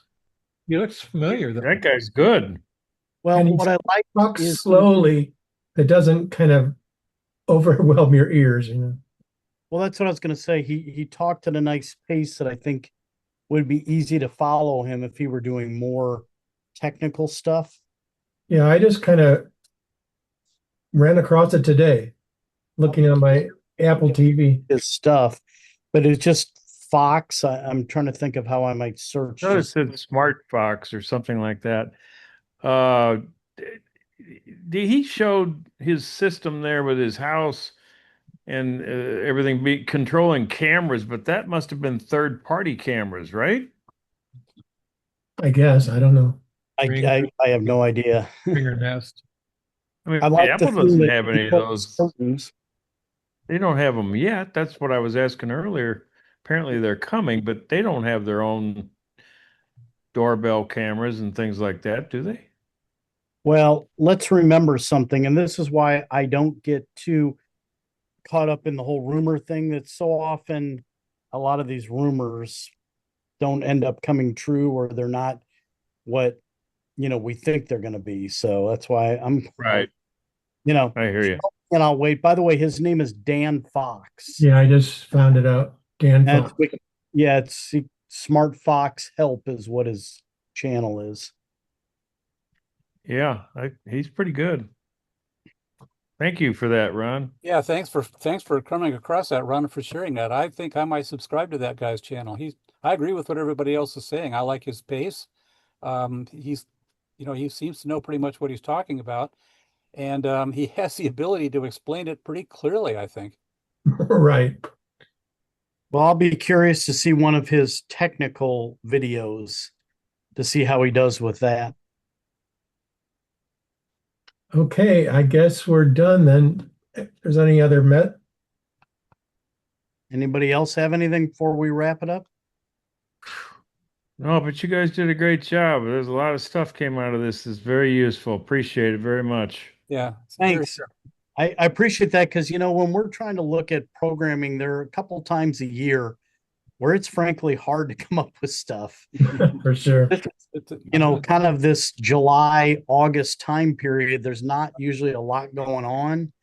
And so sometimes it's hard for us to come up with enough stuff to kind of fill a meeting. And I agree. I thought this was a pretty informative meeting for an August meeting because, once we get into the next 2-3 months, then we're usually inundated by new products and systems and everything else. So Software and all that stuff, yeah.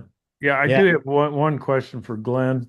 Yeah. I was wondering when your book's going to be available on Amazon. No real plans to publish anything. It just was one of those things I started writing, and 17 chapters later, I had a story. So I didn't set out to do that. That was just. Well, you probably could sell at least a dozen copies, in advance. Well, I'm planning to get rich off it. I mean, I tend to do that. Like I've hosted a TV show, I've run for public office, I just end up doing things on a whim, and next thing you know, here it is. Yeah, just in your spare time, just write a book. What the heck, right? Yeah, what the heck? Well, I'm glad. I noticed we had a few faces here tonight we haven't seen in a while. So good to see some of you guys that we haven't seen. So yeah, Steve All was right. here tonight. Hey, thanks, Yeah. Glenn. Yeah, Thanks, well, thank everybody, you for coming guys, tonight. and we'll look forward to the September meeting with all the whatever releases All Apple this comes. new stuff coming out. Yeah. Hopefully it won't come into our actual mini meeting, but we'll find out. Yeah, for those of you who don't know, sometimes they have their announcement things like on the day of our meeting. It's like, and then we're like scrambling to put this stuff together for that night. It's like, oh crap. It's like, could you guys give us a little, lead time on this? We'd appreciate it. But yeah, I can say this. I already called. I have Verizon. And so a good friend of mine from high school, his son works at a Verizon store. And so he's my guy. I already called him, and I'm on his list to get probably the 18 Pro Max, because I've got a 15 Pro Max now, because I've heard it could be some real delays. If you're not in on it early, you could be waiting months to get some of this stuff. So I've already got my name on a list. Do you prefer to go through, I use Verizon too for quite a while, but do you prefer to buy your phones from them rather than the Apple Store? For a while, I was just buying them outright and then taking to my carrier. And because we share a family plan with my brother-in-law and his family, and just because what we were doing, it made more sense when I got this to do it through them. I mean, you have to commit to the 3-year thing, but because of what we were doing, it that was going to make more sense, and I'll probably do it. I'm going to do it the same way this time. Okay. The only bad thing is, and I didn't realize it, we didn't find out till after we switched to Verizon, is that we live in a very shallow little valley, our street. And so our Verizon signal is not the greatest on our street. So we actually rely on Wi-Fi calling here at my house. I can make calls without it, but it's not near as clear. But from my experience, it doesn't matter what carrier you have. There's going to be holes in different places, so you just gotta, but I always felt like the people at the Apple store would know more about the product than a Verizon guy that handling multiple products. sure. Oh, I agree with that. I mean, I don't go to, I would never go to the phone store to find out about the device. But then again, I find when I go to the Apple store, a lot of times I know more about the devices than those people I'm talking to anyway. So for me, I'm not too worried about it, but for the average person, sure, I agree. I would, but Come here. Come here. all right, Ron, I'm coming. Oh, I'm sorry, it's the cat. All right. All right. Thanks, everyone. Okay, Thanks everybody. again, fellas. Take care, September everybody. 8th, that's the next meeting. All right. All Thanks. right. Bye, Bye-bye. guys. Bye-bye. Good night.